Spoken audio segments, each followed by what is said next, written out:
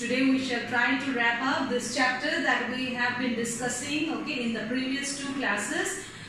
This chapter, how do organisms reproduce, okay. So today we will try to wrap up this discussion on this topic. So today, okay, we will discuss of reproduction in human beings, okay. So we know, just a recap, we know there are basically two modes of reproduction, okay. What are they? Very good. Asexual reproduction and sexual reproduction, okay.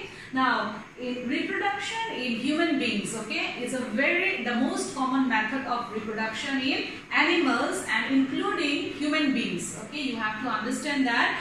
And in human beings, okay, they are, we can say human beings are described as unisexual, okay, which means sexes are separate, okay, or in other words we can say human beings exhibit sexual dimorphism, okay.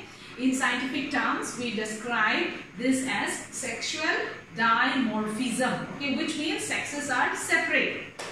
That means males are different from females, okay, in their external characters. For example, like the physical build-up, alright, the external genitalia, the accessory organs and secondary sexual characters, okay. Now we have to understand that the process of reproduction in human being, it comprises of two basic processes, okay. What are they? The first one is called gametogenesis. Again, you repeat with me, gametogenesis, okay. Now, gametogenesis is of two types. One is known as spermatogenesis, which occurs only in the male body.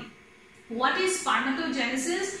To tell it to you very simply, it is a formation of sperms in the testes that happens only in the male body, okay.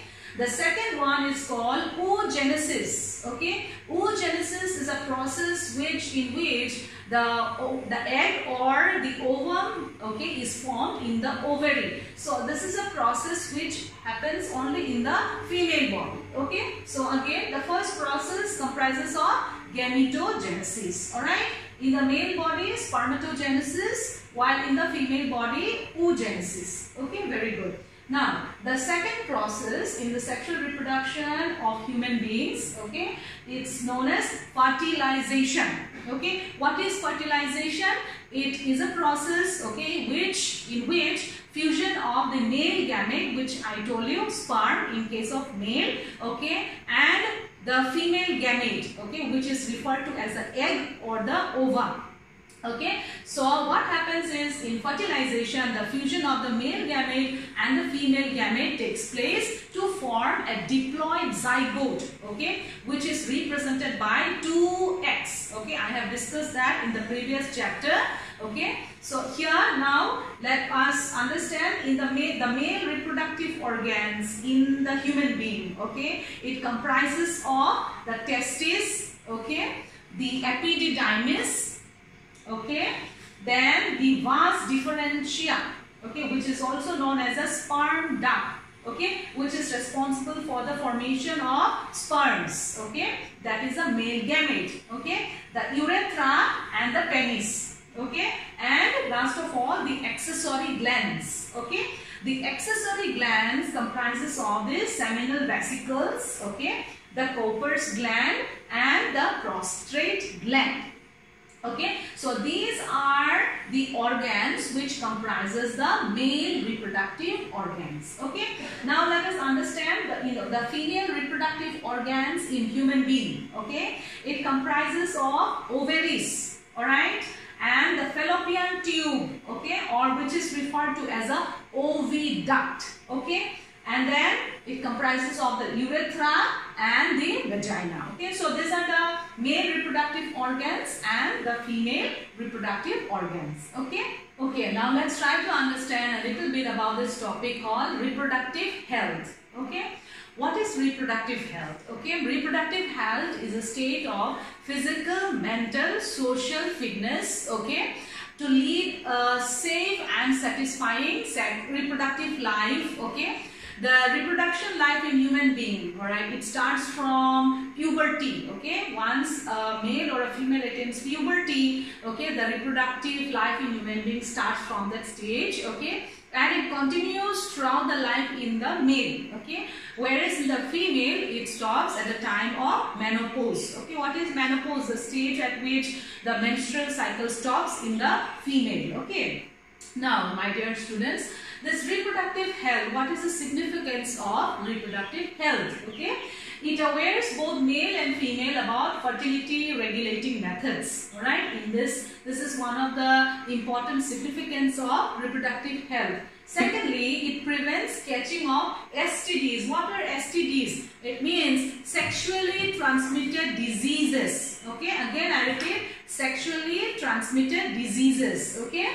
Thirdly, it makes us aware, okay, or it awares human beings about having a small family or keeping the family small, okay, so that the family is happy. Like a lot of children in the family, okay, a lot of responsibilities are there. So reproductive health, okay, it awares people about reducing the number of children to keep the family small and happy. Okay. And the next significance is it creates awareness, okay, among people about the marriageable age. Okay, what is marriageable age? You know, in olden times, ancient times, okay, even now in some places, okay, child marriage was prevalent. That's a social topic, no doubt. Okay, but we know that child marriage is not, it's not something that is healthy or something that we should always try to prevent. It's not at all encouraged. Okay, so what happens is this: when you know about reproductive health, okay, it will create awareness, all right, among people about marriageable age. People who are illiterate, okay, they don't know about the, you know, the what should I say, evil about child marriage. Okay, so when you know what is reproductive health, you can create awareness, all right, about marriageable age, all right, and birth control, and then thirdly prenatal and postnatal cares. Okay, and there are several other things which you will know when you study reproductive health. Okay, my dear children, I want to tell you a little more about the sexually transmitted diseases, or referred to as STDs. Okay, now there are more than 30 types of sexually transmitted diseases. Okay, but there are some which are major ones which I have listed here for you. AIDS, okay, which is, in the abbreviation of AIDS is acquired immune deficiency syndrome, right? And many of you know this. It is caused by a virus, okay, HIV virus, okay. The second type of sexually transmitted diseases is syphilis, and then gonorrhea and genital warts. These are some of the major sexually transmitted diseases. Okay, so once a boy or a girl, or a male or a female, reaches the state of puberty, okay, we need to be aware of reproductive health, and like we discussed about in the previous times, we have discussed also in the class. All right, you need to be aware of all the different aspects, okay, which are associated with our health. All right, so I hope that you will all go through this chapter once more on your own, okay, and you try to finish, okay, the assignments which are there, the short answer types, okay. And I will also send you some question and answers through the Miley app. Okay. So till next time. Okay. Take care. Bye bye. Stay home. Stay safe. Do it for self. Do it for your family. Do it for India. Let's break the chain of COVID-19. हम होंगे कामयाब, जय हिंद. हम होंगे कामयाब, जय हिंद. हम होंगे कामयाब, जय हिंद.